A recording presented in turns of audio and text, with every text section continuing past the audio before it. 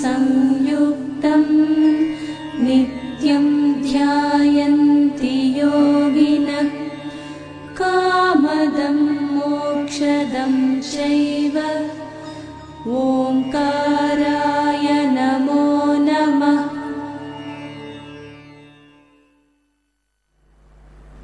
తేడా తెలుసా?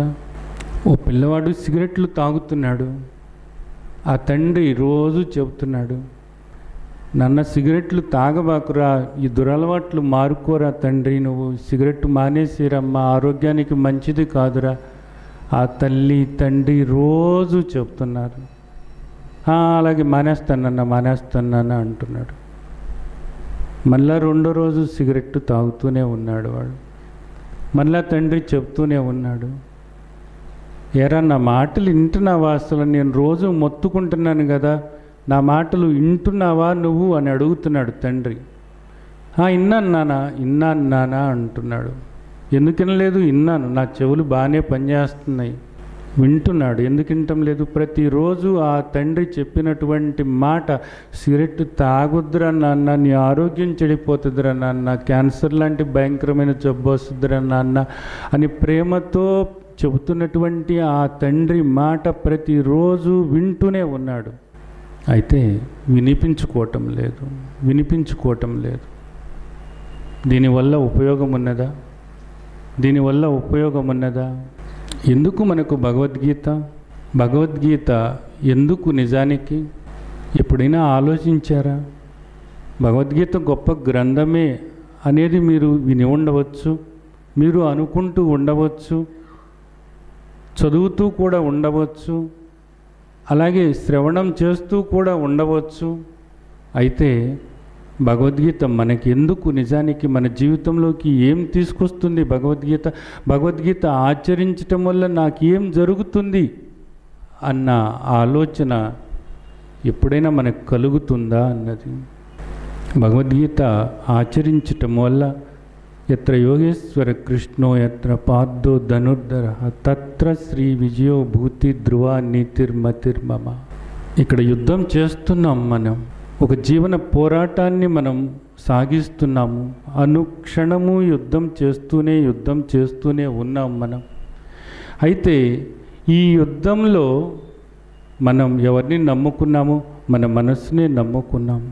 అలా కాకుండా ఆ తండ్రిని నమ్ముకుని ఆయన సారథ్యంలో మనం యుద్ధం చేసినట్లయితే, ఆ తండ్రిని సారథ్యం వహించేలాగా మనం మన జీవితాల్లోకి ఆహ్వానించినట్లయితే, అప్పుడు మన జీవితంలో శ్రీ ఉంటుందంట, విభూతి ఉంటుందంట, సకల సంపదలు మన వెన్నంటి వస్తాయట.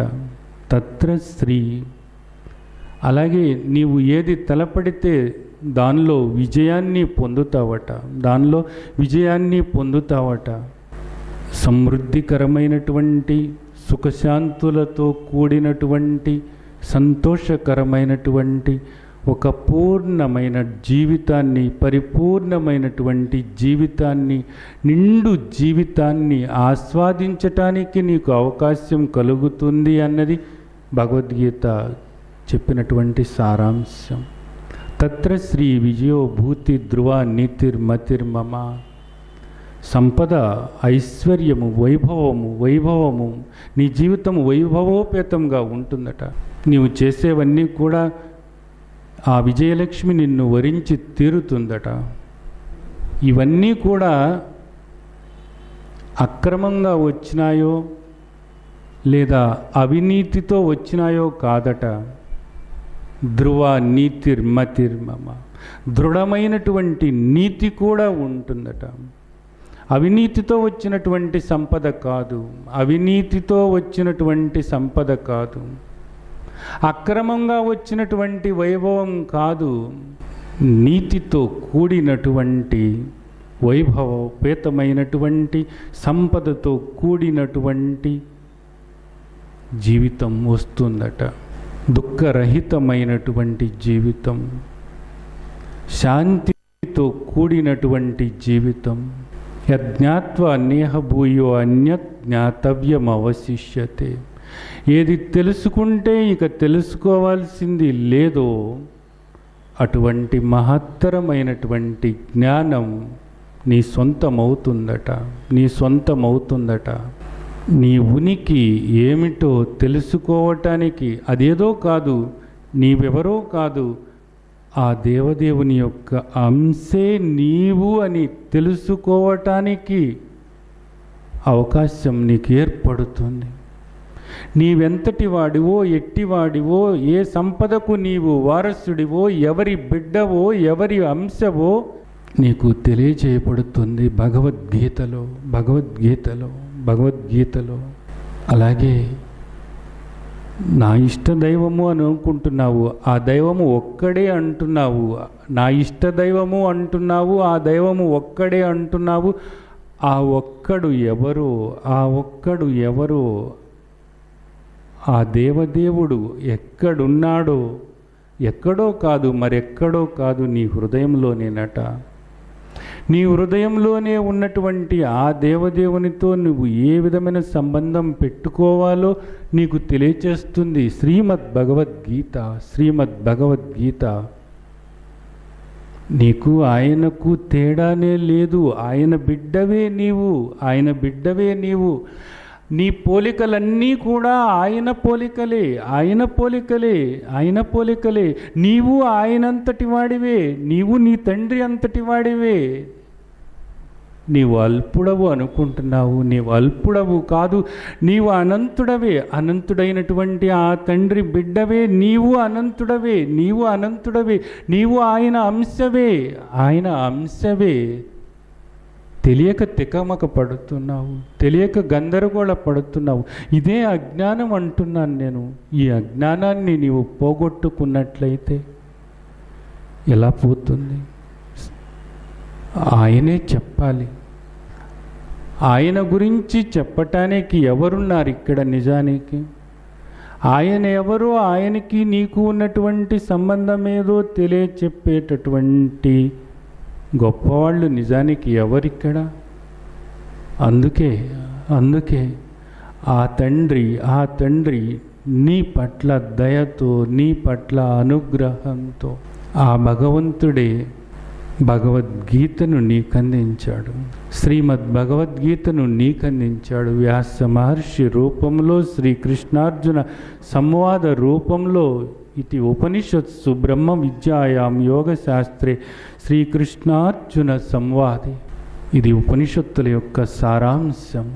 ఆ ఏకైక పరమాత్మ, ఆ సృష్టికర్త ఎవరైతే ఉన్నారో ఆ దేవదేవుని గురించి తెలియచేసినటువంటివి ఉపనిషత్తులు. గురు శిష్య సంవాద రూపంలో మనకు అందినటువంటి మహత్తరమైనటువంటి జ్ఞాన సంపద ఉపనిషత్తులు. 1, 2, 3 కాదు, 1108 ఉపనిషత్తులు, 1108 ఉపనిషత్తులు. అది మన సంపద. ఆ సంపదకు మనమందరము వారసులం. ఆ సంపదకు మనందరము వారసులం. ఇది ఉపనిషత్సు. ఆ ఉపనిషత్తుల యొక్క సారాంశం, ఆ ఉపనిషత్తుల యొక్క సారాంశం 1108 మంది మహర్షులు వాళ్ళ శిష్యులకు చేసినటువంటి అద్భుతమైనటువంటి నా భూతో నా భవిష్యత్తు అనేటటువంటి అద్భుతమైనటువంటి దివ్యమైనటువంటి బోధకు ప్రతిరూపం ఇది. వాటి సారాంశం, వాటి సారాంశం. ఇది దేన్ని తెలియచేస్తుంది? దేన్ని తెలియచేస్తుంది? బ్రహ్మ విద్యాయ. బ్రహ్మము పెద్దది, అంతకన్నా పెద్దది ఎవరూ లేరు. ఆది అంతము లేనటువంటి అనంతమైనటువంటి ఆ విశ్వేశ్వరుని గురించి తెలియజేసేటటువంటిదే బ్రహ్మ విద్య. బ్రహ్మ విద్య ఆ దేవదేవుని గురించి తెలియచేస్తుంది నీకు. ఇది నీ తండ్రి గురించి నీకు తెలియచేస్తుంది. ఇది అలాగే ఆ తండ్రికి నీకు ఉన్న సంబంధం ఏదో నీకు తెలియచేస్తుంది. బ్రహ్మ విద్య. ఇది బ్రహ్మ విద్య. నువ్వు ఆ తండ్రి బిడ్డవు. ఇదిగో ఆ తండ్రి ఇదిగో ఇక్కడ ఉన్నాడు నీ కోసం. నిజానికి ప్రతి జన్మలోనూ కూడా నీకు తోడై ఉన్నాడు. యదా యదా హి ధర్మస్య గ్లానిర్భవతి భారత. అభ్యుత్థానం అధర్మస్య తదాత్మానం సృజామ్యహం. నీవు జన్మ తీసుకుంటున్నటువంటి ప్రతి సమయంలోనూ కూడా నీలో చైతన్య స్వరూపుడై, శక్తి స్వరూపుడై, ప్రజ్ఞా రూపంలో అనుక్షణము అనుక్షణము అనుక్షణము నీతో వెన్నంటి వస్తున్నాడు ఆ తండ్రి. యదా ఎప్పుడెప్పుడు నీవు జన్మ తీసుకుంటున్నావో, ఎప్పుడెప్పుడు నేను ఈ దేహాన్ని అనేటటువంటి భావనలోకి నీ వెళుతున్నావు. ఎందుకు? పరిత్రాణాయ సాధూనాం వినాశాయ దుష్కృతం. నీవు ఈ దుష్కర్మలలో పడకుండా ఉండటానికి, జనన మరణ చక్రంలో పడి నలగకుండా ఉండటానికి, నిన్ను రక్షించటానికి పరిత్రాణాయ సాధూనాం. ఎందుకు ఇదంతా? ఆయనతో నిన్ను ఏకం చేసుకోవటానికి ఆ తండ్రి చేతులు చాసి నిన్ను ఆహ్వానిస్తున్నాడు. బిడ్డ, నన్ను తెలుసుకో, నన్ను తెలుసుకో. నన్ను ఎవరో గుర్తించటం లేదా? నా గురించి ఆలోచించటం లేదా అని అడుగుతున్నాడు. ఈ గ్రంథంలో రవ్వంత బాధపడుతున్నట్లు కూడా ఉంటుంది. భగవద్గీత చదువుతుంటే ఆ భగవంతుడు నీవు ఆయన్ను గుర్తుపట్టనందుకు బాధపడుతున్నట్లుగా కూడా అనిపిస్తూ ఉంటుంది. నిజానికి మనకు ఆ హృదయం ఉంటే ఆ హృదయం చెబుతున్నది ఏమనో తెలుసా? నీ తండ్రి నీ కోసం చేతులు చాసి నీవు ఎప్పుడు వస్తావా అని ఆతృతతో ఎదురు చూస్తున్నాడు. ఆయన్ని నీవు ఎప్పుడు తెలుసుకుంటావా, ఎప్పుడు ఆయన ఒడిలో చేరతావా, ఆ ఏకైక పరమాత్మకు నీకు ఉన్న సంబంధం ఏదో తెలుసుకుని ఆ తండ్రి వైపు అడుగులు వేస్తూ, ఆయన చూపించినటువంటి మార్గంలో నడుస్తూ నీ జీవితాన్ని ఆనందమయంగా చేసుకుంటావా అని ఆయన ఎదురు చూస్తున్నాడు అని మనకు ఈ గ్రంథం చెబుతుంది. ఇది బ్రహ్మ విద్య అంటే ఊరికే ఆయన గురించి చెప్పి వదిలిపెట్టేదని అనుకుంటున్నారేమో. పొరపాటు. చెప్పి వదిలిపెట్టినటువంటిది కాదు.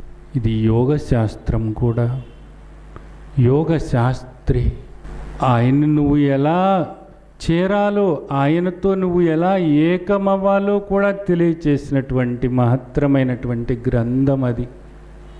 కేవలము ఆయన నీ తండ్రి, అనంతుడైనటువంటి ఆ పరమాత్మ నీ తండ్రి. ఇదిగో పరమాత్మ అలా ఉన్నాడు, ఇలా ఉన్నాడు, అక్కడ ఉన్నాడు, ఇలా వర్ణించి వదిలేయలేదు. నిత్య సర్వగత స్థాణు అచల సనాతన అవ్యయ అవ్యక్త అచింత్య అవికార ఆత్మస్వరూపుడైనటువంటి ఆ తండ్రి గురించి చెప్పి వదిలేయలేదు.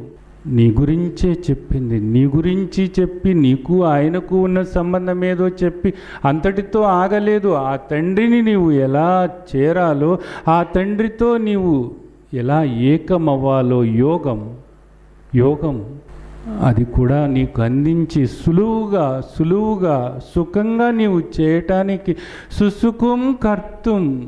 ఇది చేయటం తేలిక. నువ్వు కష్టపడాల్సినటువంటి అవసరం లేదు. ఎక్కడికో వెళ్ళాల్సినటువంటి అవసరం అంతకన్నాను లేదు. ఏది వదిలిపోవాల్సిన అవసరం అంతకన్నాను లేదు. నీవు ఎక్కడ ఉన్నావో, ఎలా ఉన్నావో, ఏం చేస్తూ ఉన్నావో, ఎవరితో ఉన్నావో అలాగే ఉండి ఏ అరణ్యాలకు పారిపోయి ఈ జీవితాన్ని కోల్పోవలసినటువంటి అవసరమే లేదు నీకు నాన్న అని చెబుతున్నాడు.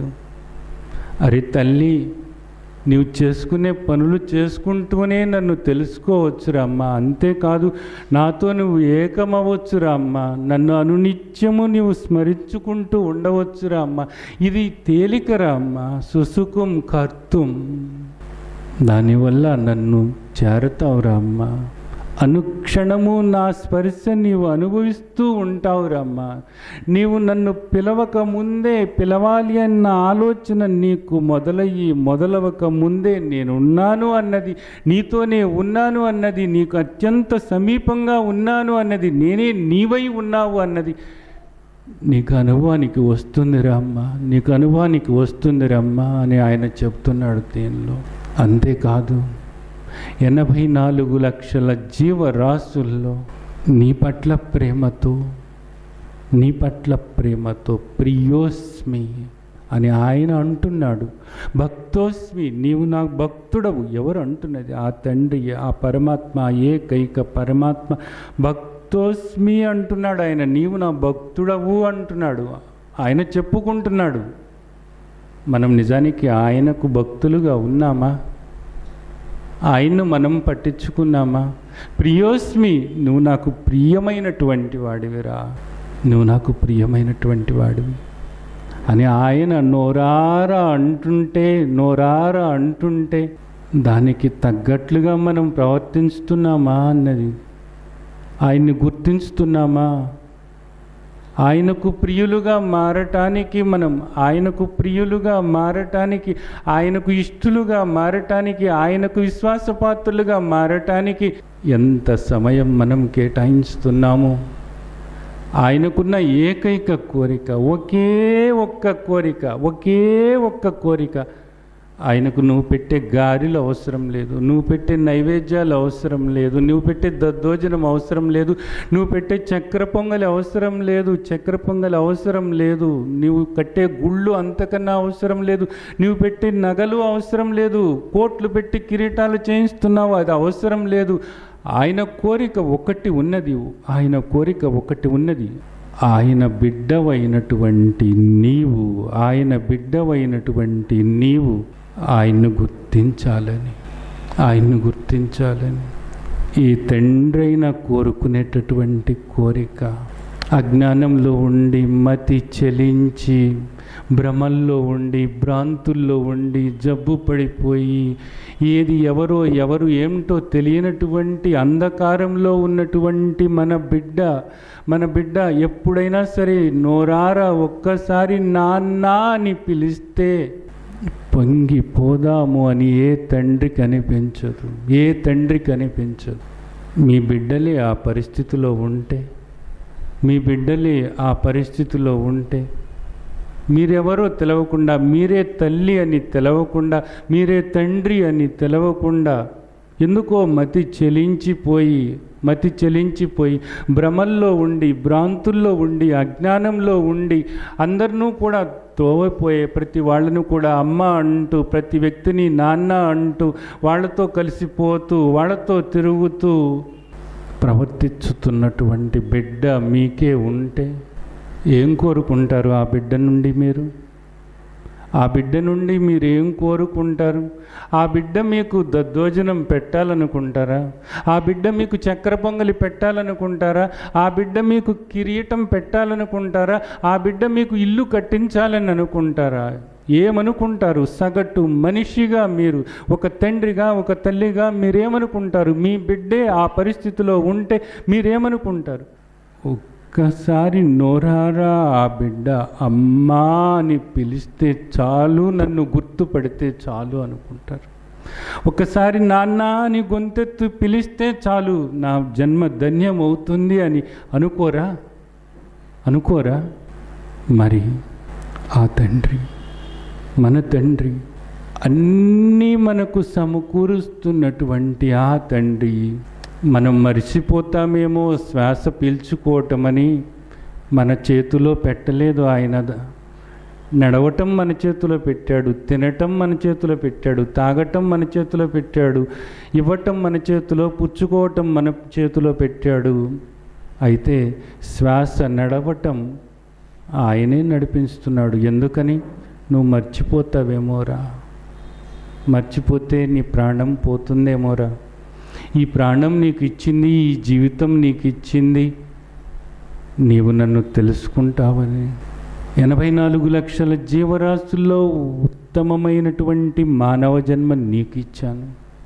వివేకంతో కూడినటువంటి జన్మ ఇది. ఏ జీవికి కూడా ఈ వివేకం అనేది లేదు. కేవలము నీకు వివేకం నీకే ఇచ్చాను. ఈ వివేకం అనేటటువంటి మహత్తరమైనటువంటి అద్భుతమైనటువంటి బహుమతి నీకు ఇచ్చానురా. ఈ బహుమతిని సద్వినియోగం చేసుకుంటావని, ఈ బుద్ధిని నీకు ఎందుకు ఇచ్చానో తెలుసా? సద్బుద్ధితో నీవు ఉంటావని, సత్యమేదో తెలుసుకుంటావని, ఆ ఏకైక పరమాత్మ ఎవరో తెలుసుకుంటావని, నన్ను తెలుసుకుంటావని, నాతో ఏకమవుతావని. అనేక జన్మలు గడిచాయి నీకు. పశుపక్షాది కీటకాది జన్మలు ఎన్నో గడిచిన తరువాత ఈ మానవ జన్మ నీకు ఇవ్వబడింది. ఈ జన్మ ఉండగానే, ఈ దీపం ఉండగానే నీవు ఇల్లు చక్కబెట్టుకుంటావని, నేనెవరో తెలుసుకుంటావని, ఆ సద్బుద్ధితో ఉండి, ఆ వివేకంతో ఉండి నన్ను గుర్తించి నాకు దగ్గర అవుతావని, మామేకం, నాతో ఏకమవుతావని నేను నీకు ఈ మానవ జన్మ ఇచ్చాను. నీవు శాంతిగా ఉండటం కోసం, నీవు సుఖంగా ఉండటం కోసం, ఆ శాంతి ఆ సుఖము నీకు లోపలే ఏర్పాటు చేశాను. ఈ అంతస్తుకు అంతరారామ అంతర్జ్యోతిరేవయ, ఆ లోపల ఉన్నటువంటి ఆ దివ్యజ్యోతి వెలుగులో నీ జీవితాన్ని చక్కదిద్దుకుంటావని, ఆ జ్యోతి వెలుగులో నడుస్తూ ఆనందమైనటువంటి జీవితాన్ని, అంతఃసుఖాన్ని లోపలే పొందుతావని అద్భుతమైనటువంటి రీతిలో ఆ బహుమతి నీకు ఇచ్చాను నేను. దాన్ని నీవు ఎంతవరకు ఉపయోగించుకుంటున్నావు అంటున్నాడు ఆయన. ఎంతవరకు ఉపయోగించుకుంటున్నావు? నేను చెప్పినట్లుగా నీవు నడిచినట్లయితే నీవు అద్భుతమైనటువంటి శాంతితో కూడిన సుఖ జీవితాన్ని నీవు ఆస్వాదిస్తూ అనుభవిస్తావు. ఇక్కడ ఆ శాంతి ఏదో కాదు, వచ్చిపోయే శాంతి కాదు, వచ్చిపోయే సుఖ దుఃఖాలు లాంటివి కాదు, సంతోషం కాదు. శాశ్వతమైనటువంటి నా స్వరూపమైనటువంటి శాంతి నీవు పొందుతావు. శాంతిం నిర్వాణ పరమ మత్ సంస్థ మదిగచ్చతి. నా శాంతి ఏకైక పరమాత్మనైనటువంటి, సృష్టికర్తనైనటువంటి, నీ తండ్రినైనటువంటి, శాంతి స్వరూపుడనైనటువంటి నా శాంతి నీవు పొందుతావు. ఎప్పుడు? నేను అందించినటువంటి భగవద్గీత ప్రకారంగా నీ జీవితాన్ని సాగించినప్పుడు.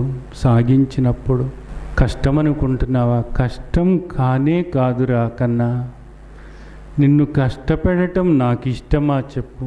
ఇప్పుడు నీవు పడే ఈ కష్టాల నుంచి నిన్ను బయట పడవేయాలని రా నీకు ఈ గ్రంథాన్ని నేను నీకు అందించింది. నీకు ఇబ్బంది అనుకుంటున్నావా? ఇది చదవటం ఏమాత్రమూ ఇబ్బంది కాదురా అమ్మా. నీ ఇబ్బందుల్లో నుండి, నీ ఇక్కట్లలో నుంచి నిన్ను బయట వేయటం కోసమే నీకు ఈ బోధ చేశాను రా అమ్మా అంటున్నాడు ఆయన. వినిపించుకున్నామా? అర్థం చేసుకున్నామా? కనీసం గ్రంథం విలువైనా అర్థం చేసుకున్నామా అన్నది. ఇవ్వాల్సినంత విలువ ఇస్తున్నామా అన్నది. ఇవ్వాల్సినంత విలువ ఇస్తున్నామా కనీసం అన్నది. ఇంతటి మహత్తరమైనటువంటి గ్రంథం, ఆ దేవదేవుని యొక్క శాంతి, శాంతోయం ఆత్మ. భగవంతుడు శాంతి స్వరూపుడు. ఆనందో బ్రహ్మేతి వజానాత్. ఆ దేవదేవుడు ఆనంద స్వరూపుడు, సచ్చిదానంద స్వరూపుడైన, ఆనంద స్వరూపుడైన ఆ ఆనంద స్వరూపుని యొక్క ఉనికిని గుర్తించామా అన్నది. ఆ శాంతిని లోపల పొందుతున్నామా అన్నది. శాంతిని లోపల పొందుతున్నామా అన్నది.